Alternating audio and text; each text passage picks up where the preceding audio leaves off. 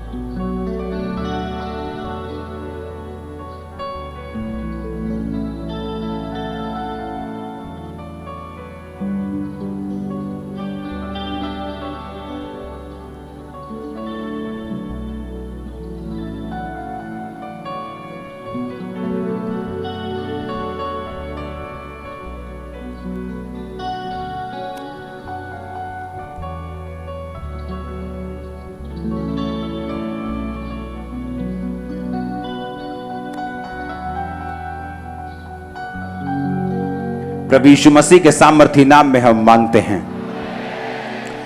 पिछले थर्सडे आपने जितने भी वचनों को सुना आपने उन्हें नोटिस किया, उसमें और वचन ऐड कर दिया गया है। आप उसको नोट करो, आप उसे लिखो। मत्ती 12 उसकी 43 से 45 आयत, एस्तेर 4 उसकी 15 से 17 आयत, प्रेरितों के काम 16 उसकी 16 से 19 आयत, प्रकाशित वाक्य 12 उसकी 11 आयत, यिर्मयाह 8 उसकी 17 आयत। मैंने आपको बताया था कि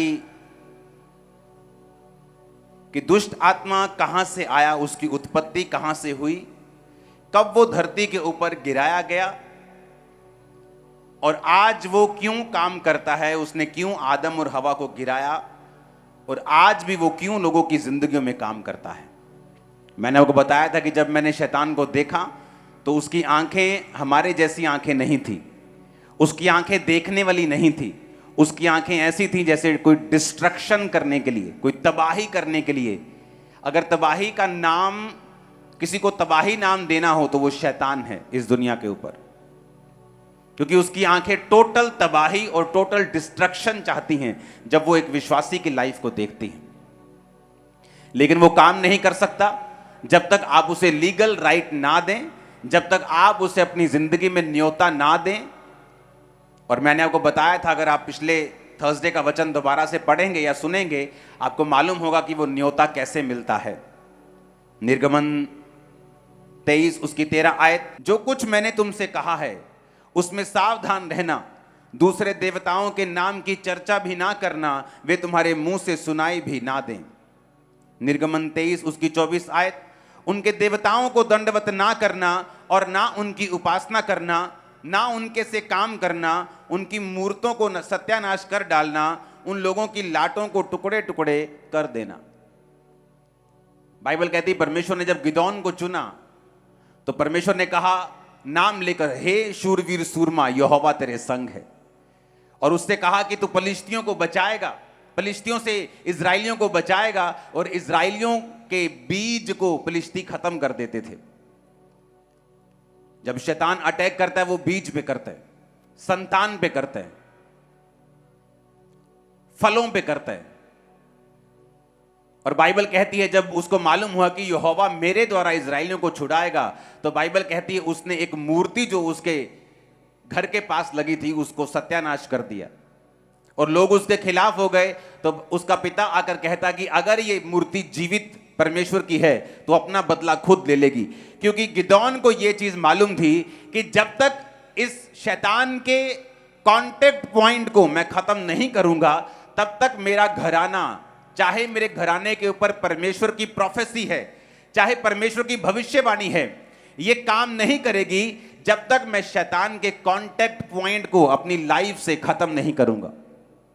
डेंजरस चीजें हैं। आपका चर्च के अलावा कहीं और जाना आपके बंधनों को और मजबूत करता है और शैतान को लीगल राइट देता है आपकी लाइफ में काम करने का। मैंने आपको बताया था कि शैतान किस तरह से आपकी जिंदगी में काम करता है और कैसे वो जाता है। सही मोटिव्स होने चाहिए, रॉन्ग मोटिव्स नहीं होने चाहिए, सेल्फ अटेंशन नहीं होनी चाहिए, डेस्परेशन आपके अंदर ललक होनी चाहिए आजाद होने की। लेकिन आज मैं उस पर बात नहीं करूंगा, आप उसे सुन चुके हैं। अगर आपको सुनना है आप पिछले वीरवार का वचन दोबारा सुने ताकि आपको समझ आए किस तरह से आपने शैतान के बंधनों से आजाद रहना है। आप वहम भरम करेंगे, रीति रिवाजों को मानेंगे, आप शैतान के हाथों में जाएंगे। आप बहुत ज्यादा वर्ल्डली म्यूजिक को सुनेंगे, आप शैतान के हाथों में जाएंगे। वो इन चीजों का इस्तेमाल करता है अपनी इच्छाओं को आपकी जिंदगी में पूरा करने के लिए। आज हम शुरू करेंगे वचन मत्ती 12 उसकी 43 से 45 आयत। यीशु मसीह ने कहा, जब अशुद्ध आत्मा मनुष्यों में से निकल जाती है तो सूखी जगहों में विश्राम ढूंढती फिरती है और पाती नहीं। तब कहती है, मैं उसी घर में जहां से निकली थी लौट जाऊंगी, और लौट कर उसे सूना झाड़ा बुहारा और सजा सजाया पाती है। तब वह जाकर अपने से बुरी 7 आत्माओं को अपने साथ ले आती है और वो उसमें बैठकर नहीं बैठकर वास करती हैं, और वह मनुष्य की दशा पहले से भी बुरी हो जाती है। इस युग के बुरे लोगों की दशा भी वैसी ही होगी। शैतान, उसने कहा, जब निकलता है, यानी शैतान के पास एक विल है, उसकी इच्छा है, इसलिए वो कहता है कि मैं उसी घर में जहां से मैं निकला था मैं लौट जाऊंगा। इमोशंस हैं कि वो विश्राम नहीं पा रहा, उसको आराम नहीं मिल रहा। शैतान डिसीजन ले सकता है कि मैं वहीं जाऊंगा जहां से मैं आया था, जिस घर से, जिस शरीर से मुझे निकाला गया था। शैतान बोल सकता है। इसलिए प्रभु यीशु मसीह ने जब पागल व्यक्ति से बात की, तू दुष्ट आत्मा बोला, तू कौन है? उसने कहा, मैं लीजियन हूं, यानी मैं सेना हूं। दुष्ट आत्मा डिसीजन ले सकती है, इस वचन से हमें मालूम होता है।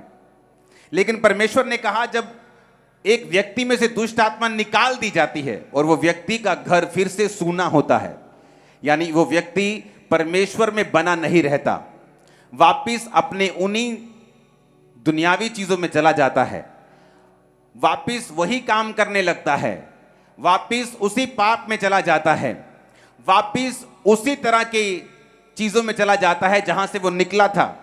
परमेश्वर ने कहा, वो शैतान कहता है कि अब मैं जब वापिस जाऊंगा तो अपने से भी 7 बुरी आत्माओं को लेकर मैं उस व्यक्ति के अंदर जाऊंगा। तो कहता कि उस व्यक्ति की हालत पहले से भी जो है वो बुरी हो जाएगी, ऐसा बाइबल कहती है। यानी शैतान के पास विल है, उसके पास इच्छा शक्ति है, वो समझ सकता है चीजों को और ये भी कह सकता है कि मैं वापिस जाना चाहता हूं। हालेलुया। अब हमें ये बात समझनी है कि आपका युद्ध जो है वो शैतान से है। कई बार लोगों को, मैं आपको बताता हूं शैतान को कैसे पहचान सकते हैं आप लोग। जब अशुद्ध आत्मा एक व्यक्ति की लाइफ में होती है, वो उसे हमेशा गंदी चीजों की ओर आकर्षित करती है। अनक्लीन रहना, गंदे रहना। बहुत से लोग इस बात को नहीं समझेंगे, लेकिन बहुत से समझेंगे। गंदी स्मेल की ओर आकर्षित होना और बार बार उस स्मेल को सूंघना चाहना, यह भी शैतान की एक आवाज है जो एक व्यक्ति को बोलती है। और जब जब हम शैतान की आवाज को सुनते हैं, हम उसको लीगल पॉइंट देते हैं कि वो हमारी लाइफ में आए और काम करे। और बाइबल कहती है, जब शैतान आएगा वो चुराएगा, वो घात करेगा और वो नष्ट करेगा। और यीशु मसीह आए कि हम जीवन पाएं और बहुतायत का जीवन पाएं। अगर मुझे शैतान अपनी लाइफ में नहीं चाहिए तो सबसे पहली बात, मैं शैतान की बात को सुनना बंद करूंगा। वो लोग भी शैतान से कभी आजाद नहीं होते, जिस तरह मैंने आपको पिछले हफ्ते बताया था, जो अटेंशन सीकर हैं, जिन्हें शैतान लगता है कि ये एक अटेंशन पाने का अपने परिवार की तरीका है, वो भी आजाद नहीं होते। जो पूरी तरह से डेस्परेट नहीं है, जो पूरी तरह से ललायत नहीं है, जो पूरी तरह से तैयार नहीं है कि मैं इस दुष्ट आत्मा से आजाद होना चाहता हूं, वो इस आत्मा से आजाद नहीं होते। और वो लोग जो शैतान को बहुत ग्लोरीफाई करते हैं, जो जीसस से भी ज्यादा नाम शैतान का लेते हैं, जो अंगीकार करते हैं कि शैतान उनके अंदर है, शैतान इतने सालों से उनके अंदर है और शैतान बहुत बड़ा है, ये बड़ा बड़ा जादू टोना है, जो अंगीकार करते हैं उन चीजों का जो शैतान ने उनको दी हैं, वो लोग भी शैतान के बंधनों से जल्दी आजाद नहीं होते। हालेलुया। बाइबल कहती है शैतान आपकी लाइफ में एंटर करता है जब आप उसको लीगल राइट देते हैं, जब आप उसको अधिकार देते हैं वचन को तोड़कर। परमेश्वर ने एक बाड़ा बनाया है, एक सिस्टम बनाया है, एक ऑर्डर बनाया है। उस ऑर्डर को अगर हम तोड़ेंगे तो शैतान हमारी लाइफ में एंटर करेगा। परमेश्वर ने कहा तुम अपने माता और पिता की इज्जत करना। जो कोई माता और पिता को कोसे वो मार डाला जाए, पिछले नियम में लिखा है, सिर्फ कोसने पर ही। और परमेश्वर ने कहा अगर तुम अपने माता और पिता की इज्जत नहीं करोगे, आज्ञा नहीं मानोगे, तो तुम्हारी जिंदगी के दिन मैं छोटे करूंगा। ये एक ऑर्डर है परमेश्वर का। और जब एक इंसान परमेश्वर के ऑर्डर को ब्रेक करता है तो शैतान के पास अधिकार होता है उसको बीमार करके उसकी उम्र को छोटा करने का, उसकी जिंदगी में काम करने का। और बाइबल में ससुर के लिए और सास के लिए कोई भी अलग वचन नहीं है। ससुर और सास के लिए भी वही पिता और माता है जो आपका अपना पिता और माता है। इब्रानी भाषा में ससुर और सास के लिए कोई अलग शब्द नहीं, बल्कि उनको भी माता और पिता का दर्जा दिया गया है। इसलिए मोस्टली मैरिड वुमेन जो होती हैं शैतान के बंधनों के नीचे आ जाती हैं जब उनकी सास और ससुर के साथ नहीं बनती, और सास और ससुर की भी शैतान के नीचे आ जाते हैं जब वो अपनी बहू को अपनी बेटी की तरह या अपने ही बच्चे की तरह प्यार करने में असमर्थ होते हैं। ये परमेश्वर का ऑर्डर है। जब आप ऑर्डर ब्रेक करेंगे तो शैतान एंटर करेगा। यीशु मसीह शैतान को बोले शैतान निकल जा, कहता नहीं मुझे ऐसा कर सूरों के झुंड में भेज दे। क्यों? शैतान ज्यादा था, 5-6 हजार 12 हजार था, इसलिए नहीं, क्योंकि वचन टूट रहा था, क्योंकि सुअर चराना पाप था और जहां पाप हो रहा था शैतान ने कहा मुझे वहां भेज। और यीशु मसीह ने भी उसे मना नहीं किया। और बाइबल कहती है वो वहां सूरों के झुंड में बैठकर उनके बीच में घुसकर उसे झील पर ले गया और सब सुअर मर गए और सब चरवाहे आकर यीशु मसीह को जाने के लिए बोलने लगे। अगर मुझे शैतान से, अगर आपको शैतान से पूरी रीति से आजाद होना है तो हमें यह बात समझनी है कि परमेश्वर ने एक ऑर्डर बनाया है, एक सिस्टम बनाया है। अगर मैं उस सिस्टम को फॉलो करूंगा तो शैतान के पास कोई भी अवसर नहीं होगा कि वो मेरी जिंदगी में अंदर आए, एंटर करे। मैंने आपको बताया था कि व्यक्ति इतना समझदार, इतना ज्यादा सैक्रिफाइस करने वाला बंदा, सब कुछ छोड़ दिया अपना, फाइनेंस में नीचे चला गया, सेवा करने लगा परमेश्वर की। लेकिन एक गंदी आदत थी, हर बार यीशु मसीह का वचन सुनाने वक्त उसको दूसरे नाम लेने की उसे आदत थी। मैंने उसे बहुत टोका कि मत नाम लिया कर। बाइबल कहती है उनके देवताओं के नाम की चर्चा भी मत करना, तुम्हारे मुंह से सुनाई बना दे, मत किया कर। अटैक हुआ एक दिन एक शादी में, मैं बोल नहीं सकता क्या, कुछ खास किस्म का अटैक उस पर हुआ, सारा शरीर गल गया, थोड़े महीनों के अंदर अंदर मौत हो गई। आदमी आत्मा से भरा हुआ, आदमी परमेश्वर को इतना प्यार करने वाला, मैंने बहुत कम लोग देखे जो खुदा से इतना प्यार करते हैं, सैक्रिफाइस करता, परिवार पूरा सेवा में लगाया हुआ। लेकिन बाइबल कहती है शैतान को अवसर मत दो। परमेश्वर नहीं चाहता अटैक हो, लेकिन जब हम ऑर्डर ब्रेक करते हैं शैतान एंटर करता है और उसके पास लीगल राइट है एंटर करने का। और जब उसके पास लीगल राइट है, जब वो एंटर करता है, तब हम दुखी होते हैं कि शैतान मेरी लाइफ में काम क्यों कर रहा है। शैतान समझ रखता है, कहता मैं वहीं लौट जाऊंगा। उसके पास बुद्धि है, विल रखता है, पावर रखता है, यानी इच्छा शक्ति रखता है कि जिस घर से मैं निकला हूं मैं उसी घर से वापस, उसी घर में वापस चला जाऊंगा। लेकिन कैसे? जब उसको सूना झाड़ा बुहारा पाती है, जब परमेश्वर से उस व्यक्ति को दूर पाता है, वो फिर से उसमें घुसकर उसको पहले से भी बुरा करने का यत्न करता है। हालेलुया। अब मुझे यह देखना है कि अगर मैं नहीं चाहता शैतान मेरी लाइफ में काम करे, तो मुझे वो सारे थर्सडे जो मैंने वचन बोले, आपको वो सारे वचन को फॉलो करना है। आपको यह मालूम होना चाहिए कि अगर परमेश्वर ने आपको छुटकारा देने के लिए बुलाया है, आपके परिवार को छुटकारा देने के लिए बुलाया है, तो गिदोन ने सिर्फ वही काम नहीं किया, उसने वो सारे शैतान के कांटेक्ट पॉइंट खत्म कर दिए ताकि शैतान किसी भी तरह से उसकी जिंदगी में एंटर ना कर सके। अब शैतान किस तरह से हारता है? शैतान के हारने के और भी तरीके हैं। एक तरीका है ड्राई फास्टिंग करना। बाइबल कहती है एस्तर जब राजा के रानी थी और उसको मालूम पड़ता है कि हामान ने एक चिट्ठी निकलवा ली है कि सारे यहूदियों का नाश होगा, तो मोर्दके बोला, रानी इसीलिए शायद तू उस कुर्सी पर थी, अब टाइम आ चुका है बचाने का और शैतान के चंगुल से निकलने का। उसने कहा ठीक है, अब तुम जाओ और सब लोगों को बताओ कि 3 दिन ना तो कुछ खाएं और ना तो कुछ पिएं। ना तो कुछ क्या करना है, खाना है, ना कुछ पीना है। जब मैं मसीह में आया 2004 में, तो शैतान सिर्फ जो नशे के रूप में, बीमारी के रूप में था, वो डिप्रेशन के रूप में और बढ़ गया मेरी लाइफ में। और परमेश्वर की आत्मा ने मुझे एक रास्ता दिखाया जो सेल्फ डिलीवरेंस का था। अगर परमेश्वर आपकी लाइफ में कुछ बड़ा काम करना चाहता है, कई बार वो आपकी अगुवाई करता है, आप सेल्फ डिलीवरेंस करें, अपने आप की डिलीवरेंस आप खुद करें। किस तरह से, मैं आपको बताता हूं। हर हफ्ते 3 डे नाइट के रोजे में रखता था, एवरी वीक। 2004 और 5 की बात कर रहा हूं, 6 में नहीं, 2004 में, 2005 में। मैं मानता हूं वो ओवर फास्टिंग थी, उसने मेरे शरीर को प्रभावित किया उस समय, जो बाद में परमेश्वर ने मुझे फिर हील किया। लेकिन कई बार जब हम ज्यादा पढ़ लेते हैं, आंखें तो थक जाती हैं, लेकिन उस पढ़ाई का फायदा हो जाता है। तो जब परमेश्वर ने मुझे फास्टिंग की ओर प्रेरित किया, मैं नहीं जानता कि फास्टिंग करने के लिए, मेहनत करने के लिए परमेश्वर मुझे क्यों कह रहा है। क्योंकि कई बार शैतान से आजादी देने के लिए परमेश्वर आपको सेल्फ डिलीवरेंस के रास्ते में लेके जाता है, जहां परमेश्वर आपसे मेहनत करवाता है एक खास मकसद के लिए, जो आने वाले समय में परमेश्वर ने आपके लिए कोई योजना रखी है।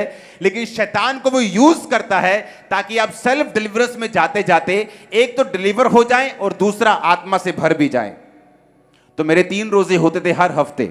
अगर हमने 40 रोजे रखे होते थे तो वो 40 रोजे भी 5 बजे तक चलते थे, और उसके बाद एक्स्ट्रा हफ्ते में 3 डे नाइट के रोजे भी हम, मेरी पूरी टीम जो थी, हम वो रखते थे। तो क्या होता है, जब एस्तर ने रोजे रखे, वो ड्राई फास्टिंग थी। ड्राई फास्टिंग में आप कुछ खाते भी नहीं, कुछ पीते भी नहीं। लेकिन मैं रिकमेंड नहीं करता आप पहली बार से 3 दिन की ड्राई फास्टिंग करें। अगर आपको ड्राई फास्टिंग करनी है जहां आप कुछ खाते नहीं और पीते भी नहीं, आपको वो ड्राई फास्टिंग पहले 12 बजे तक, 5 बजे तक, 6 बजे तक शाम के आपको करनी है। जब आपके शरीर को आदत पड़ जाए, फिर डे नाइट करो। आदत पड़ जाए 2 दिन की करो, 1 दिन का करो। अब तो डॉक्टर्स भी, अगर आप इंटरनेट पे देखेंगे तो फायदा गिनाने लगे हैं कि ड्राई फास्टिंग का फायदा है। फास्टिंग का तो फायदा वो गिनाते ही थे, कहते हैं ड्राई फास्टिंग, अभी जो कुछ बाइबल में लिखा है उसका एक खास मकसद है। जब एक व्यक्ति फास्टिंग में चला जाता है, वो अपनी सेल्फ डिलीवरेंस की ओर चला जाता है। वो अपने आप को छुटकारे में घसीटना, लेके जाना और अगुवाई करना अपनी शुरू करता है। बाइबल कहती है जब एस्तर ने ड्राई फास्टिंग की, तीसरे रात को राजे को नींद नहीं आई। उसको जब नींद नहीं आई, कहता इतिहास की पुस्तक लाई जाए और पढ़ी जाए। जब इतिहास की पुस्तक लाई गई तो उसमें लिखा गया था कि 2 जने तेरे कर्मचारी तुझे मारना चाहते थे, लेकिन तेरे ही एक कर्मचारी ने वो साबित करके, जाहिर करके तुझे बचाया। कहता फिर उस कर्मचारी का क्या किया गया? कहते कुछ नहीं किया गया। कहते ऐसा थोड़ी हो सकता है, अब उसको बुलाओ, उसको इज्जत दो, मान दो। और वो कौन था? उसी एस्तर का रिश्तेदार। और बाइबल कहती जब वो आया, जब एस्तर ने सारी योजना जाहिर की, जब राजा को मालूम हुआ कि हामान एक दुष्ट आदमी है, तो बाइबल कहती है फांसी के फंदे पर लटकाया गया। सारे यहूदी बचाए गए। क्यों? क्योंकि एक औरत ने दिन और रात के फास्टिंग का प्रचार किया, ड्राई फास्टिंग की, उपवास किया, प्रेयर की, और पूरे मोहल्ले नहीं, पूरे देश के उद्धार का, और अपनी पूरी फैमिली ही नहीं, अपनी पूरी जाति के उद्धार का वो कारण बनी। हालेलुया। आप में से कितने लोग हैं जो अपने परिवार के लिए फास्ट करते हैं? कितने लोग हैं जो ड्राई फास्ट करते हैं, सूखा रोजा रखते हैं? आपको ये बात समझनी है, उपवास में एक पावर है। जब आप प्रेयर और उपवास इकट्ठा रखेंगे, आप उपवास में प्रेयर करेंगे, आप बाइबल को शामिल करेंगे, आप बाइबल को, वर्ड को रीड करेंगे, आप जितने डिप्रेशन के रोगी हैं, जितने दुष्ट आत्माओं के रोगी हैं, अगर आप बाइबल को पढ़ें तो आपको यह मालूम होगा कि बाइबल जैसे जैसे आप पढ़ते जाएंगे, दुष्ट आत्मा की डिलीवरेंस आपकी लाइफ में एंटर करती जाएगी, छुटकारा होता जाएगा, आपका मन हल्का होता जाएगा, स्पिरिट हल्की होती जाएगी। क्यों? क्योंकि दुष्ट आत्मा उस व्यक्ति की लाइफ में नहीं रहता जिसमें विश्वास की, अगर आपकी लाइफ में विश्वास की कमी है तो वो आपकी लाइफ में एंटर करता है। अगर आपकी लाइफ में विश्वास की कमी नहीं है, वो आपकी लाइफ में एंटर नहीं कर सकता, क्योंकि आप विश्वास से भरे हुए हैं। और जानते हैं वचन क्या कहता है? वचन कहता है विश्वास सुनने से और सुनना मसीह के वचनों से। जो व्यक्ति बाइबल रोजाना पढ़ते हैं और लगातार पढ़ते हैं, बाइबल के अनुसार विश्वास अपने आप उनमें पैदा होना शुरू होता है। और जैसे जैसे विश्वास बढ़ना शुरू होता है, आप डिलीवरेंस की ओर चल पड़ते हैं। कितने मेरी बात को समझ रहे हैं? मैं आपको क्यों बता रहा हूं? रीजन, अगर परमेश्वर ने आपको बड़े कामों के लिए चुना है, अगर परमेश्वर ने कोई खास मकसद आपकी लाइफ में, जिस तरह मेरी लाइफ में था, तो उसने मुझे एक रात में आजाद नहीं किया। मैं सेल्फ डिलीवरेंस से आजाद हुआ हूं, रोजे रख के, प्रार्थना करके, शरीर के कामों को छोड़ के, परमेश्वर में आगे बढ़ के, प्रेयर में, फास्टिंग में, बाइबल पढ़ के, परमेश्वर ने मुझे सेल्फ डिलीवरेंस के साथ बख्शा और मुझे आजादी दी। जब परमेश्वर आपकी लाइफ में बड़ी योजना रखता है, कई बार वो शैतान को यूज करता है कि आप उस शैतान के चक्कर में परमेश्वर के करीब जाएं, आप फास्टिंग करना सीख जाएं, प्रेयर करना सीख जाएं, बाइबल पढ़ना सीख जाएं, ड्राई फास्टिंग करना सीख जाएं, विश्वास करना सीख जाएं, और फिर परमेश्वर अपने मकसद को आपकी लाइफ में पूरा करे। जब मैं दुष्ट आत्मा से आजाद नहीं हो रहा था तो मैं बहुत खिंचता था, बहुत रोता था कि परमेश्वर मुझे इस बीमारी से आजाद क्यों नहीं करता, वो इस डिप्रेशन से मुझे फ्री क्यों नहीं करता। बाकी लोग आजाद हो रहे, मैं ले हैंड कर रहा हूं, लोग आजाद हो रहे हैं, मैं फ्री क्यों नहीं हो रहा हूं। तो आज आप देख लो, आज उसी कारण लाखों लोग आप डिलीवर हो रहे हो, क्योंकि परमेश्वर ने मुझे यूज किया, मेरी डिलीवरेंस को उस तरह से दिया कि मैं मेहनत करना सीखूं और बाद में उसी मेहनत को आपकी लाइफ के ऊपर इस्तेमाल करूं। हालेलुया! ऊंची आवाज बोलो हालेलुया! फिर से हालेलुया बोलो जोर से। तो अब मुझे यह समझ होनी चाहिए, dry fasting, prayer, Bible reading, यह मेरी लाइफ का एक अटूट हिस्सा होना चाहिए। जो परमेश्वर ने ऑर्डर बनाया है, जो सिस्टम बाइबल का बनाया है, मुझे उस ऑर्डर को ब्रेक नहीं करना, ताकि शैतान मेरी जिंदगी में एंटर ना करे, वो मेरी लाइफ में एंट्री ना मारे और ऐसा कोई काम ना करे जो मुझे पसंद नहीं। ऊंची आवाज में हालेलुया बोलो। अब मैंने आपको बताया था कि शैतान जो खुद एक वर्शिपर था, जब एक विश्वासी प्रेज करना, इसलिए मैं कहता हूं जब आप डिलीवरेंस वीक्स में आए तो मैं बड़ा हैरान हो रहा था। जब मैं चर्च में आ रहा था तो 3-3 किलोमीटर लोग अभी भी आ रहे थे और वर्शिप निकल चुकी थी। तो मैं ये सोच रहा था कि इनको अगर वचन का मालूम हो कि वचन में क्या लिखा है, तो ये हमेशा वर्शिप शुरू होने से पहले आएंगे। क्यों मालूम? पौलुस और सिलास बंधनों में थे। आधी रात को पौलुस और सिलास भजन गाने लगे थे। शैतान के जकड़े हुए कि बॉन्डेज है, सांगलों में बांधा हुआ है, शैतान ने रुकावट डाली है, और लिखा आधी रात को परमेश्वर की आराधना करने लगे। मैंने अपनी लाइफ में नोटिस किया है, जो लोग आराधना करना जानते हैं, आपके घर में एक सिस्टम होना चाहिए। मैंने लोगों में कमी देखी है। वो कमी क्या है? जब आराधना शुरू होती है वो प्रेयर करना शुरू कर देते हैं, क्योंकि उस समय क्या होता है, परमेश्वर की प्रेजेंस उतर आती है। जब परमेश्वर की प्रेजेंस होती है वो प्रेयर करना शुरू कर देते हैं। आपको यह मालूम होना चाहिए, प्रेयर का एक टाइम है। जब वर्शिप चल रही है, तो क्यों वर्शिप चल रही है? क्योंकि जैसे ही पौलुस और सिलास ने आधी रात को आराधना की, बाइबल कहती है आसमान से दूत उतरे, धरती हिली, भूकंप हुआ, उनकी चेन्स टूट गई और परमेश्वर ने उस जेल से उसको आजाद किया, बल्कि जेल के दरोगा को भी हिलाकर उसके पूरे घराने को बपतिस्मे के लिए तैयार कर दिया। कैसे हुआ? वर्शिप से।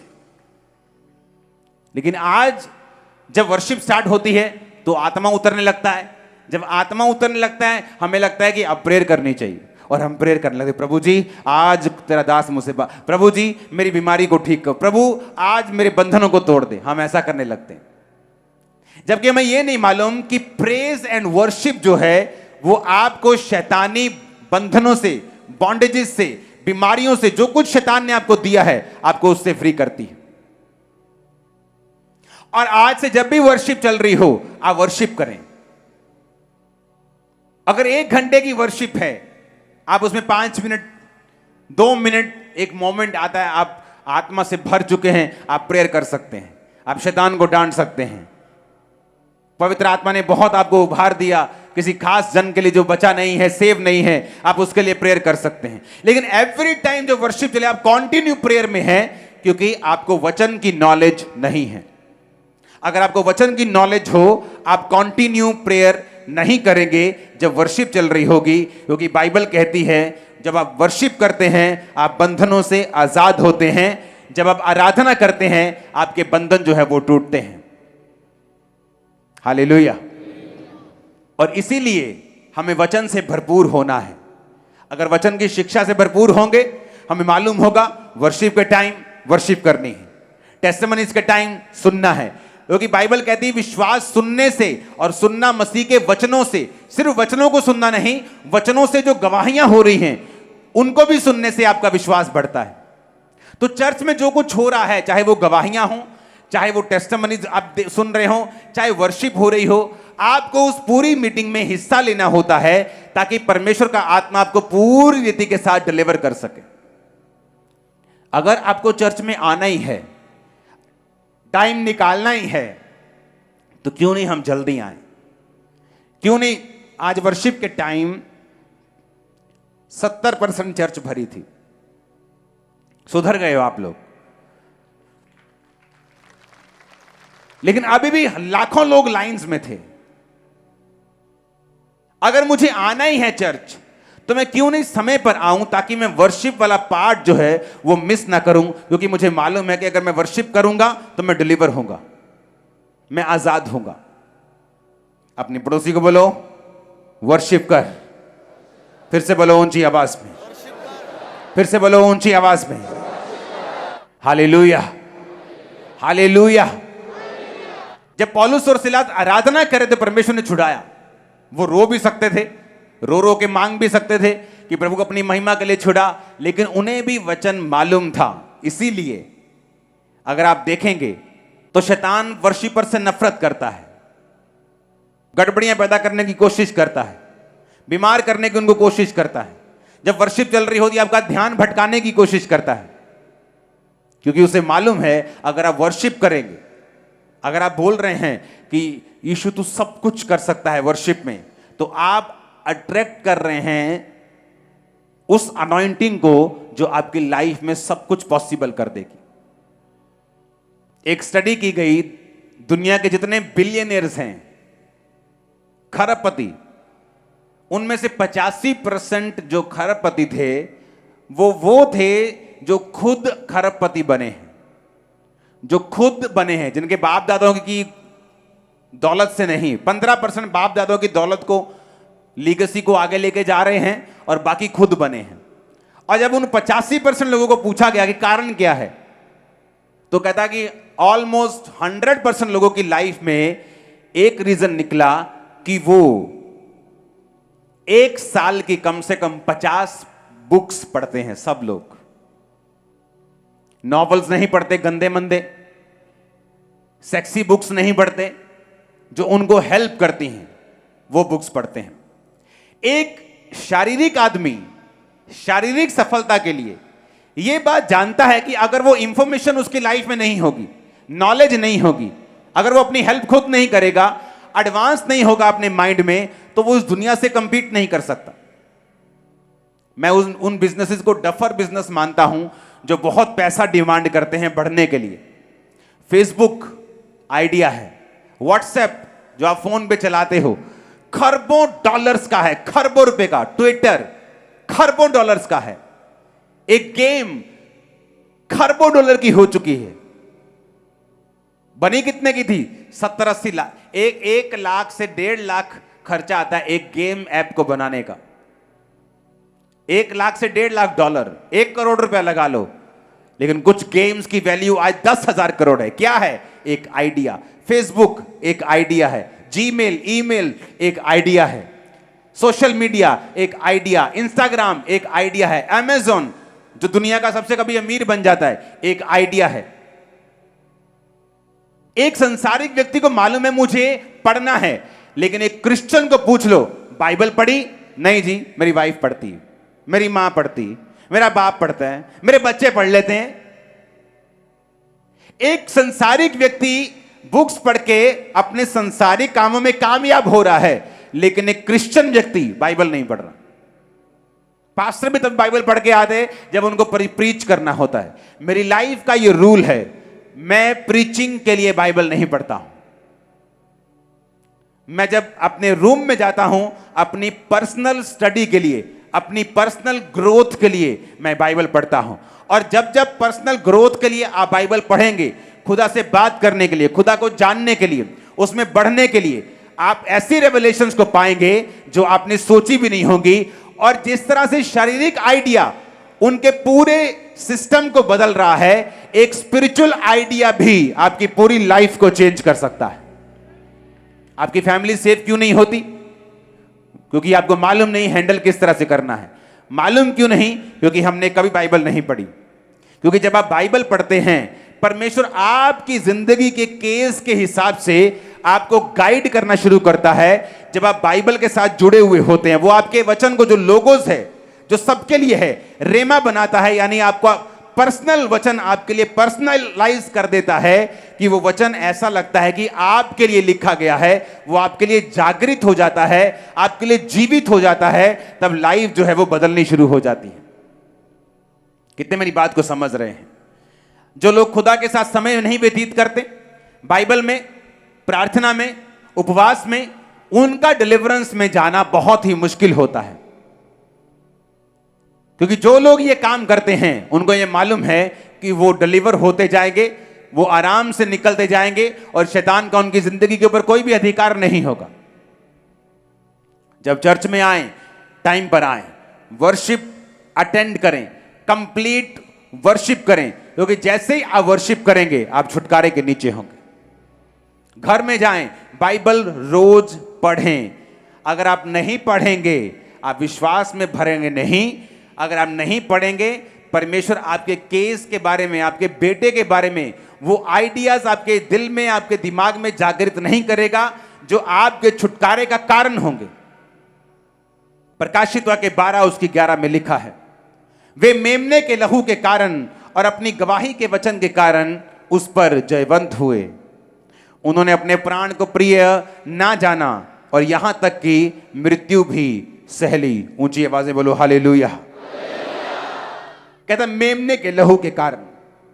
जिन लोगों को यह मालूम है कि शैतान के ऊपर परमेश्वर के ब्लड की जो ताकत है वो शैतान के चिथड़े उड़ा देती है। और कितने लोग हैं जो रोज प्रेयर में अपने अपने परिवार, अपने बिजनेस पर यीशु मसीह के लहू को लगाते हैं और छिड़कते हैं। Very good. रोज जब प्रेयर में बैठें, यीशु मसीह के ब्लड के नीचे अपने परिवार को रखें। बाइबल कहती है जब मूसा को परमेश्वर ने कहा जो लोग लहू को लगाएंगे, मेमने के लहू उनके द्वारों के बाहर लगे होंगे, उन घरों में मौत एंटर नहीं होगी। और बाइबल कहती है अब तो तुम नई वाचा के लहू के अधीन हो। जब आप प्रेयर में बैठें, रोज यीशु मसीह के ब्लड की घोषणा करें शैतान के खिलाफ, उसके कामों के खिलाफ, अपने बच्चों को, अपनी गाड़ियों को, अपने आप को, अपने जीवन को यीशु मसीह के लहू में छुपाएं। क्योंकि बाइबल कहती है वो मेमने के लहू के कारण और अपनी गवाही के वचन के कारण शैतान के ऊपर जयवंत हुए। दूसरी चीज जो शैतान बिल्कुल नहीं चाहता आप करें वो है अपनी गवाही को देना। मैंने अपनी लाइफ में जो मैं आपसे बोल रहा हूं ये मेरा पर्सनल एक्सपीरियंस भी है कि जब जब आप गवाही देंगे शैतान कमजोर होता है। जब जब आप गवाही देंगे शैतान की पकड़ आपकी लाइफ से ढीली होती है। जब जब आप गवाही देंगे, इसीलिए मैं कहता हूं आपकी लाइफ में 3 काम आपको चाहिए। 2 बड़े काम परमेश्वर ने अभी रोके हुए, एक कर दिया है बड़ा, आप उसकी गवाही नहीं दे रहे। आप सोचते तीनों हो जाएंगे, गवाही दूंगा, लेकिन आप जानते नहीं परमेश्वर कैसे काम करता है।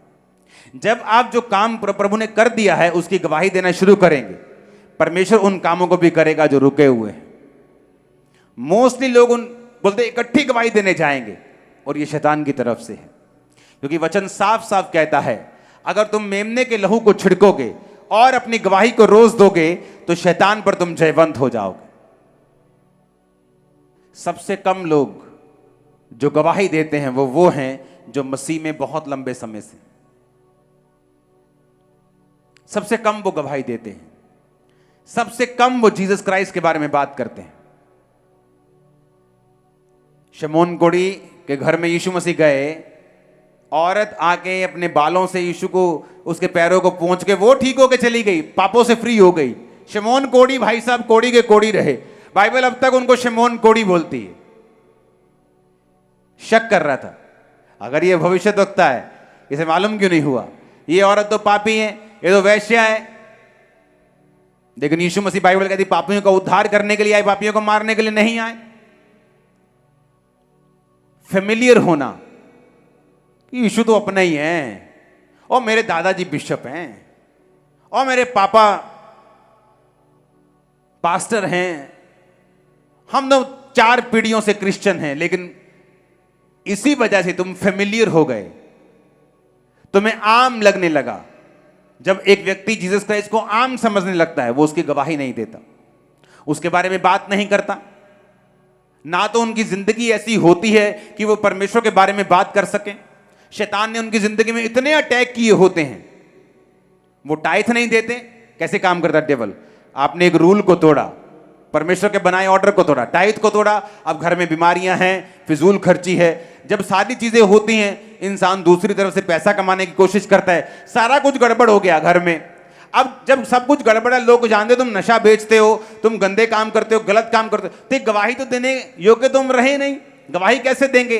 जब गवाही देंगे नहीं तो शैतान आउट नहीं होगा, वो घरों में नाचेगा, बीमारियां नाचेंगी, दुष्ट आत्माएं नाचेंगी, सब तरह के बंधन नाचेंगे। इस तरह से शैतान पहले ऑर्डर ब्रेक करवाकर किस तरह से आपकी लाइफ में एंट्री करता है और आपके मुंह को वो बांध के रखता है। इसलिए दाऊद ने क्या कहा? दाऊद ने कहा, हे परमेश्वर जूफा से मुझे शुद्ध कर तो मैं पवित्र हो जाऊंगा, मुझे धो तो मैं हिम से भी अधिक श्वेत बनूंगा।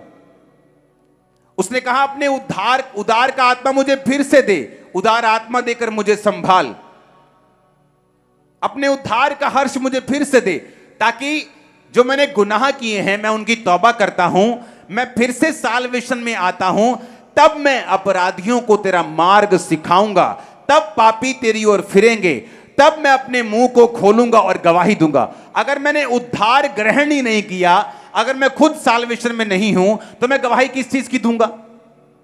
और जब गवाही नहीं दूंगा तो शैतान पर बाइबल कहती है फतेह कैसे पाऊंगा? जब शैतान पर फतेह नहीं है, या तो आपकी फतेह तो या शैतान की फतेह, या तो वो मुक्के मारेगा और तुम्हें लिटा लेगा, या तुम उसको मुक्के मार के लिटा लोगे। न्यूट्रल कुछ नहीं होना, मैच ड्रॉ नहीं होना, या हार होनी है या जीत होनी। तो ये सारी चीजें एक दूसरे के साथ जुड़ी हुई हैं। अगर मैं सेव नहीं हूं, मैंने मुक्ति नहीं पाई, पापों से तौबा नहीं की, तो मुझे मालूम है कि मैं खुद अभी बंधनों में हूं, तो टेस्टिमनी कैसे दूंगा? तो मुझे पाप से दूर रहकर, शरीर के कामों से दूर रहकर, परमेश्वर के बनाए हुए सिस्टम के नीचे रहकर मुझे टेस्टिमनी देनी है, परमेश्वर के ब्लड की घोषणा शैतान के खिलाफ करनी है, ताकि मैं शैतान के पूरी तरह से जकड़ से आजाद हो सकूं। कितने इन बातों को समझ रहे हैं? हालेलुया! ऊंची आवाज में हालेलुया बोलो एक बार।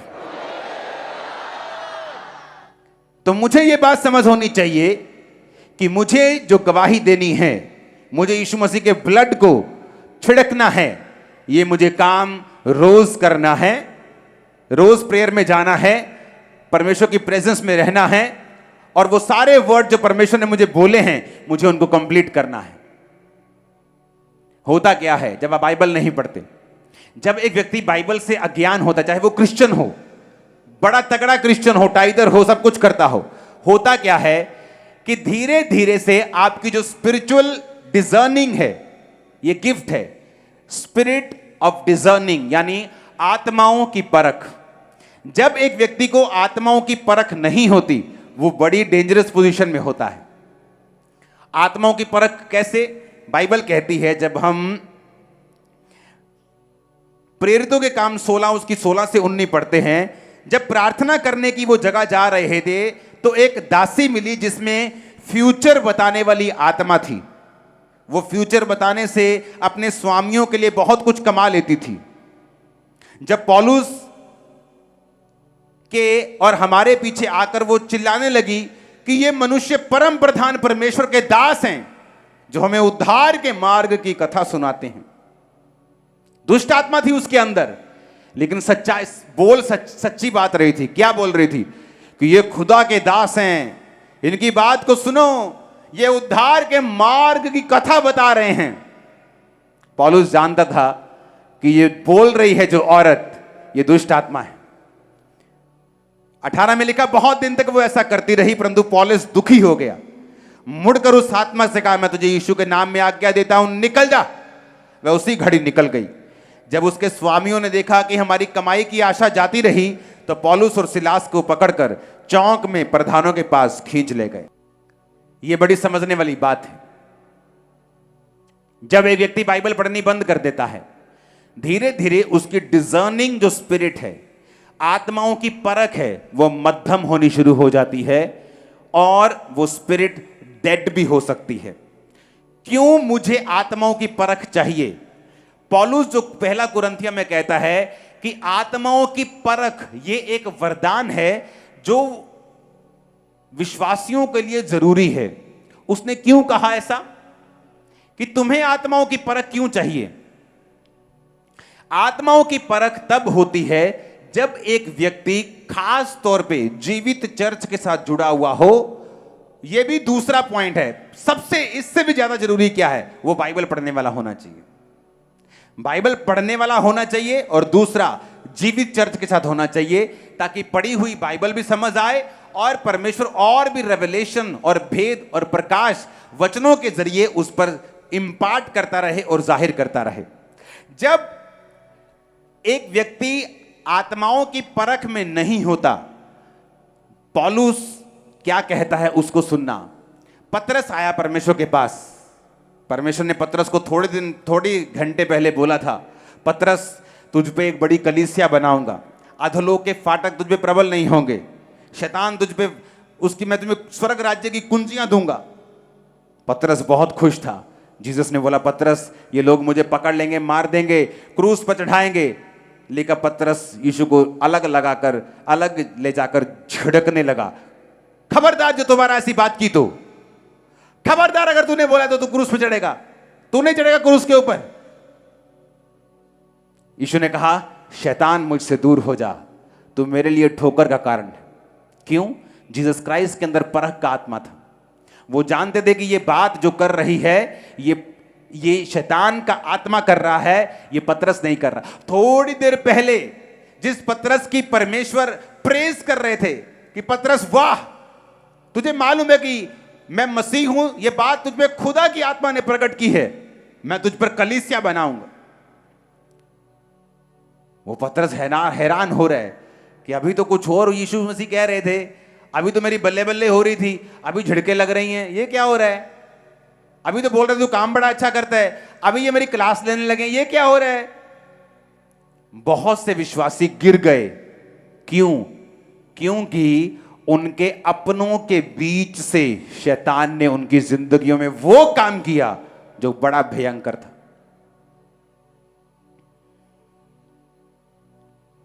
ओह बेटा, बहुत दुखी है तू, चल थोड़ा थोड़ा तू वाइन पी लिया कर। क्या बेटा रोज रोज चर्च? आपका बेस्ट फ्रेंड अगर आपको नहीं पता कि कब उसमें से शैतान ने बात की है, आप फंस जाएंगे। आपका परम मित्र, आपका बाप, आपकी मां, आपका बेटा, आपकी बेटी, कब शैतान उनमें से बोला, अगर आपको नहीं पता आप फंस जाएंगे।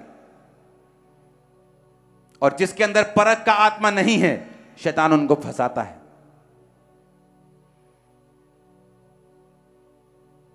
कोई फेक बंदा होता ना, बोलता वाह वाह वाह वाह वाह, बड़ी प्रेज, बड़ी प्रशंसा हो रही है, ये लेडी आगे पीछे चिल्ला रही है, ये खुदा के दास है, खुदा इनसे बात करता है, खुदा के उद्धार की कथा सुनाते हैं। गॉड ब्लेस यू बहन जी। लिखा वो दुखी हो गए, उसे मालूम था कि ये परमेश्वर की आत्मा से नहीं बोल रही। खुदा ऐसी खामरा जैसी 500 चर्चेस, लाख चर्चेस खड़ी कर दे इंडिया में, मुझे कोई जेलसी नहीं। लोगों को लगता है कि शायद मैं एक भविष्यवाणी के बारे में बोल रहा हूं तो मुझे जेलसी है, मुझे कोई, मैं प्रभु की प्रेजेंस में बैठा हूं, मुझे कोई प्रॉब्लम नहीं। लेकिन मैं जानता हूं कुछ आत्मा की वजह से चीजें नहीं हो रही, वो दुष्ट आत्मा से प्रेरित है। पौलुस दुखी हुआ, सच्ची बात सुन के भी दुखी हो गया। क्यों? क्योंकि वो दुष्ट आत्मा थी, फ्यूचर बताने वाली, और फ्यूचर बता के अपने स्वामियों के लिए पैसा कमा के लेके आते थे। जब पौलुस ने दुष्ट आत्मा निकाल दी तो स्वामी गुस्सा हो गए कि अब फ्यूचर नहीं बता पाएगी तो पैसा नहीं आएगा, तो खींच के ले गए उनको, तभी वो बांधे गए थे और आराधना करके छूटे थे। आपको नहीं मालूम, कई बार आपका बेटा जिनसे आप हद से ज्यादा प्रेम करती हैं, शैतान की बात आपके कानों में फुसफुस करता है, आपको लगता है ये मेरा हमदर्द है, लेकिन वो वचन के खिलाफ बात करता है और आप उसको मानती हैं और फंसती हैं और शैतान के चक्करों में सालों के लिए निकल जाती हैं। एक औरत मेरे पास आई आज से 10 साल पहले। मैं चर्च में, तब चर्च में मैं कई बार मॉर्निंग आकर सेवा करता था, अभी तो लोग मुझे सेवा करने नहीं देते, मॉर्निंग आता तो पकड़ लेते हैं। तो चर्च में मैं सेवा कर रहा था मॉर्निंग, और एक औरत आके मुझसे बात कर रही है। उसने कहा कि मैं 30 साल पहले मैंने बपतिस्मा लिया था, 30 साल पहले मैंने उद्धार पाया था, लेकिन मेरी फैमिली ने मुझसे ऐसी बातें की, मैं बहक गई और बैकस्लाइड हो गई, और मेरी फैमिली में बहुत नुकसान हुआ, बहुत मौतें हुई। जब खामरा चर्च ओपन हुई तो मैंने फिर से चर्च, जब मैं आने लगी तो परमेश्वर ने मुझे फिर से उद्धार दिया। क्यों फंसी वो? डिजर्निंग नहीं थी, परख नहीं थी, आत्माओं की परख नहीं थी। कौन सा खुदा का आत्मा बात कर रहा है, कब शैतान का आत्मा बात कर रहा है, कब इंसान का आत्मा बात कर रहा है, परख नहीं थी। क्यों? बाइबल नहीं पढ़ेंगे तो परख नहीं होगी। इसलिए बाइबल कहती है हर एक बात को जो आपके दोस्त के मुंह से निकले, मेरी बहनों की सहेलियों के मुंह से निकले, आपके रिश्तेदारों के मुंह से निकले, उन्हें वचन की लाइट में परखो, उन्हें वचन की रोशनी में लेके जाओ और देखो कि ये बात परमेश्वर की ओर से है कि नहीं है। अगर नहीं है तो आत्मा में उसे रिजेक्ट कर दो, उसे खत्म कर दो, उसे फिनिश कर दो, उस बात की ओर कान ना लगाओ। ऐसा ना हो तुम कान लगा लो और मान लो और तुम्हें लगे कि वाह पतरस तू कितना प्यार करता है यार मुझसे, देखला किसी चेले ने नहीं कहा तू क्रूस पे ना चढ़े, यार तू कितना प्यार करता है, तू मेरा दोस्त है, पा जफ्फी मेरना। यीशु मसीह ने कहा शैतान तू दुष्ट है, तू शैतान है, तू दुष्ट आत्मा है, भाग जा यहां से। गुस्सा किया उसके साथ। आपको मालूम नहीं होता आपका बेटा क्या कह रहा है, आपकी मां क्या कह रही, आपका बाप क्या कह रहा है, भाई क्या कह रहा है, पक्का दोस्त क्या कह रहा है। और जिनके अंदर डिजर्निंग नहीं होती, आत्माओं की परख नहीं होती, मेनली उनके करीब लोगों के बीच से दुष्ट आत्मा उनके साथ बात करता है। इमोशनली उनके साथ ऐसा व्यतीत होता है कि ये मेरा बड़ा प्रेमी है, ये मुझसे बड़ा प्यार करता है। बहुत से लोग ऐसे प्यार में बहुत सी सेवकाइयों को छोड़ के जा चुके हैं और आज सफर कर रहे हैं। जिन लोगों ने सेवकाइयां छुड़ाई वो तो सफर कर ही रहे हैं, जिन्होंने छोड़ी वो भी सफर कर रहे हैं, क्योंकि उन्होंने परमेश्वर की वचन की रोशनी से अपने आप को नहीं जांचा, बल्कि अपने दोस्त की ओर देखा, दुनिया क्या कह रही है, लोग क्या कह रहे हैं वो देखा। ये नहीं देखा कि बाइबल मुझे क्या कह रही है, पवित्र आत्मा मुझसे क्या बात कर रहा है, वचन मुझसे क्या बात कर रहा है, और शैतान के हाथों में चले गए। इसीलिए जिन लोगों के अंदर डिजर्निंग स्पिरिट नहीं होती, आत्माओं की परख नहीं होती, शैतान इमोशनली उनको अपने जैसा फील कराकर कि वो उनके बड़ा हतैशी है, उनके करीबी लोगों में से मोस्टली उनको यूज करता है। इसीलिए जब मैं मसीह में आया 2004 में, मैं और मेरे भाई ने इकट्ठे बपतिस्मा लिया था, लेकिन वो अपनी फैमिली के इतना करीब था इसलिए वो बैक स्लाइड हो गया 2004-5 में, और मैं आगे बढ़ गया। क्योंकि जब 2004 में मैं आगे बढ़ा, मेरी फैमिली में लड़ाई होने लगी, तो बिजनेस नहीं करता, हमारा बिजनेस कितना बड़ा है उन्हें यह भी मालूम नहीं था कि बिजनेस भी अभी बड़ा है परमेश्वर की दया के कारण। लेकिन मैं प्रभु को छोड़ता नहीं था, सेवा नहीं छोड़ता था, फास्टिंग नहीं छोड़ता था। मुझे मालूम था कि मुझे चैलेंज है। चैलेंज क्या था? मुझे 3 दिन रात के रोजे भी रखने होते थे और अपने गोडाउन में टाइल्स के, पूरे पंजाब को टाइल्स भी सप्लाई करनी होती थी। तो मेरी आदत होती थी कि मैं लेबर को लेबर नहीं समझता था, उनके साथ अपने जैसा ही बिहेव करता था। तो वो टाइल उठाते तो मैं भी टाइल उठा उठा के उन्हें देता था, गाड़ी लोड करते थे। तो डे नाइट फास्टिंग में भी मैं काम करता था, लाखों रुपए रोज का कमाता था, लेकिन उनके साथ काम करता था। मुझे मालूम था कि अगर मैं 100% रोजा रख के अगर 100% प्रेयर में नहीं दे रहा हूं तो कम से कम 80% तो मैं दूं। मैं फाइट तो करूं ताकि मैं परमेश्वर में आगे बढ़ सकूं। और मेरी फैमिली के साथ मैं अटैचमेंट में नहीं था, क्योंकि वो मुझसे हमेशा बात नहीं करते थे, सिर्फ बिजनेस तक मेरा काम था। और मेरा भाई जो था वो उनके साथ ज्यादा इमोशनली अटैच था और वो बैकस्लाइड हो गया, परमेश्वर से हट गया। मैंने परमेश्वर की राह चुनी, सेवा पकड़ी, सेवा बढ़ी। अब भाई भी आया, उसकी पत्नी भी आई, मां भी आई, बाप भी आई, सब मसीह में है। कितने मेरी बात को समझ रहे हैं? लेकिन अगर मैं भी आत्माओं की परख में ना होता तो आप आज यहां ना बैठे होते। और आत्माओं की परख उन लोगों के अंदर नहीं है जो बाइबल से दूर हैं, जिन्हें नहीं पता कि परमेश्वर कौन सेवकाई में कामयाब होते हैं, जिनके अंदर आत्माओं की परख है। हालेलुया। ऐसे इंसिडेंट हैं कि कई बार मेरी टीम आगे बोलेगी ये बहुत इग्नोर करता हूं, ये बुरी चीज है, नहीं लेके आओ, ये ऐसा है, नो। आपको कैसे मालूम? आत्माओं की परख। ये व्यक्ति को जॉब देनी है, नहीं देनी, इसको देने का दिल नहीं करता, नहीं इसको दो। आत्माओं की परख।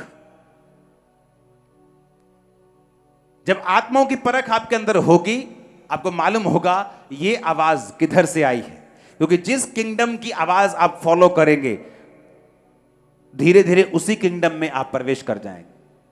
जीसस की किंगडम की आवाज सुनेंगे, उसके राज्य की आवाज सुनेंगे, उसके राज्य में प्रवेश कर जाएंगे। उसके राज्य में शांति है, आनंद है, चंगाई है, बरकत है, दुष्ट आत्माओं से आजादी है, उद्धार है। और शैतान के किंगडम में तबाही है, नष्ट करता है, वो काटता है, मारता है, तबाह करता है। हालेलुया। वर्ड के साथ जुड़े रहना, ऑर्डर के साथ रहना, वचन के साथ रहना, जीवित चर्च के साथ रहना, खुद बाइबल को पढ़ना जरूरी है, ताकि जब शैतान आपसे बात करे, किसी अपने में से होकर किसी पराये में, शैतान हमेशा जब आपसे बात करेगा व्यक्ति में से होकर, वो उस व्यक्ति से करेगा जिसको आप मानते हैं, जिससे आप प्यार करते हैं, जिसकी आप बात सुनते हैं, जिसके साथ आप इमोशनली अटैच है, वो उनको यूज करता है। इसीलिए मोस्टली क्यों लोग सेवा में कामयाब नहीं हो पाते? क्योंकि मोस्टली उनको गिराने वाले लोग उनके करीबी लोग होते हैं, उनको बैकस्लाइड करने वाले लोग उनके करीबी लोग होते हैं। और वही लोग जब वो बैकस्लाइड हो जाते हैं, उनको किसी तरफ का रहने नहीं देते। धोबी का कुत्ता, ना घर का, ना घाट का, ना इधर का, ना उधर का, ना खुद हेल्प करते हैं, उनको छोड़ देते हैं बीच रास्ते में, क्योंकि आपने शैतान की आवाज को सुना और इसीलिए आप सफर कर रहे हैं।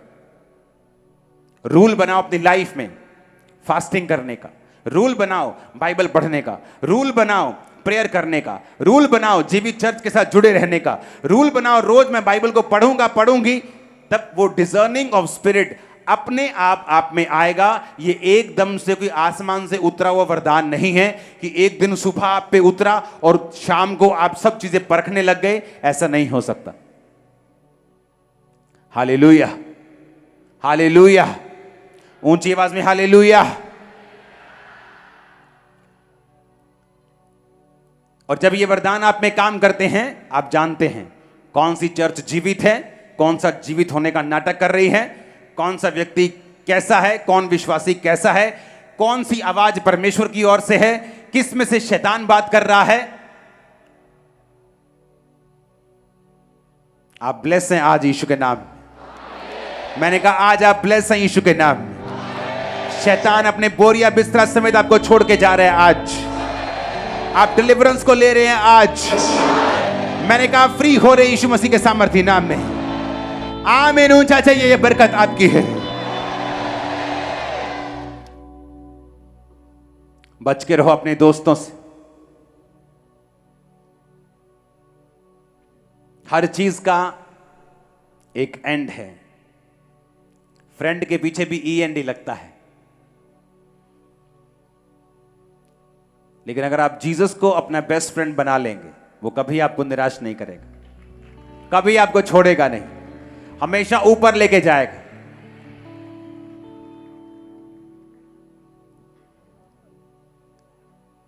मैंने आज तक अपनी लाइफ में ऐसी मीटिंग नहीं देखी जो आज मैंने देख रहा हूं लाइफ में, कि थर्सडे का दिन हो, क्रिसमस से भी बड़ा पंडाल लगा है आज। आपको मालूम है क्रिसमस कितने लाख लोग थे, उससे बड़ा पंडाल लगा है आज। इमेजिन करो, मैंने लाइफ में कभी नहीं देखा। रीजन, परमेश्वर की एक आवाज, उसको फॉलो करना। सेवकाई में कामयाबी चाहिए, जीसस की आवाज। परिवार में कामयाबी चाहिए, जीसस की आवाज। बिजनेस में कामयाबी चाहिए, जीसस की आवाज। दुष्ट आत्मा से फ्री चाहिए, उसकी आवाज। वो क्या कह रहा है, सुनना जरूरी है उसे। शैतान का मेन मकसद ही वचन तुड़वाना और उसके बाद आपकी लाइफ में प्रवेश करना है। आप उसे ब्रेक नहीं करेंगे, वो आपकी लाइफ में प्रवेश नहीं करेगा। हालेलुया। ऊंची आवाज में हालेलुया 7 बार बोलो जरा।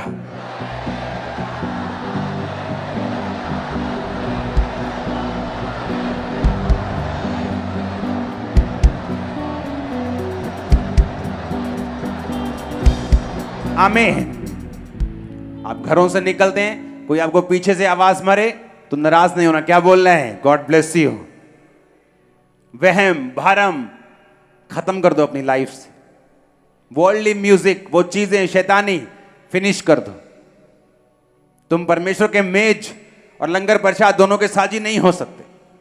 इसलिए लोग आए डिलीवर नहीं, चर्च में जाने के बावजूद डिलीवर नहीं, चर्च में जाने के बावजूद दुष्ट आत्मा से आजादी नहीं, चर्च में जाने के बावजूद घरानों में कोई बरकत नहीं, क्योंकि उनका परमेश्वर एक नहीं। आज चर्च में है तो एक है, कल कहीं और जाएंगे फिर 2 हो जाएंगे, बुआ की लड़की की शादी में जाएंगे 3 हो जाएंगे। जहां जहां मौका मिलेगा माथा टेकते जाएंगे। आप फ्री होने के लिए पैदा नहीं हुए। फिर अगर आपको फ्री होना है, आपको पहला हुक्म मानना है तो दूसरों को ईश्वर करके मत मानना। अपने लिए प्रतिमा खोद कर मत बनाना। Hallelujah, hallelujah. क्योंकि शैतान को डिलीवरेंस, आपके डिलीवरेंस से पहले यह जरूरी है कि उस शैतान का जो स्ट्रॉन्ग होल्ड है उसको पकड़ना और आपकी लाइफ से निकालना, यह जरूरी है। एक लड़की से सब दुष्ट आत्मा निकल गई, एक निकल नहीं रही थी। तो परमेश्वर की आत्मा ने कहा इसको बोल कि ऐसा अनकन्फेस्ड, ऐसा पाप जो कन्फेस नहीं किया ये करे कन्फेस। जब उसको बोला गया कि ऐसा पाप जो तूने कभी बताया नहीं किसी को, कन्फेस कर, तो क्या कन्फेस करती है? कुंवारी लड़की की मैं अबॉर्शन करवा के आई थी। जब हत्या कर दी, अबॉर्शन एक हत्या है। जब तुम हत्यारे हो तो तुम लीगली शैतान से फ्री नहीं हो सकते। जो बाइबल का ऑर्डर है हमें वो समझना है, उसे तोड़ने से बचना है। ये वर्ड जो आज मैंने दिए हैं इन्हें फॉलो करना है। जो थर्सडे पिछले दिए थे फॉलो करना है। आप डेवल से पूरी रीति के साथ आजाद होंगे। क्योंकि ये कहने से पहले कि याकूब के घराने पे जादू नहीं चलता, क्या आप याकूब के घराने के हैं भी कि नहीं? ये कहने से कि परमेश्वर ने मुझे दुष्ट आत्माओं पर अधिकार दिया, उसकी शत्रु की सारी सामर्थ पर अधिकार दिया है, ये कहने से पहले आप ये भी चेक करेंगे कि नहीं कि आप उसके चेले हैं भी कि नहीं। क्योंकि आप 10 जगह माथा टेक के जीसस के चेले नहीं बन सकते। उसने कहा अगर तुम मेरा चेला बनना चाहता है तो अपने आप का इनकार कर क्रूस उठा मेरे पीछे चल। जोर से हालेलुया बोलो एक बार, जोर से हालेलुया बोलो। हमारे YouTube चैनल को सब्सक्राइब करें ताकि आप परमेश्वर के गहरे वेदों को जान सकें कि कैसे आप परमेश्वर में बढ़ सकते हैं, कैसे आप दुष्ट आत्माओं से, नशों से, बीमारियों से और वंशों के श्रापों से आजाद हो सकते हैं।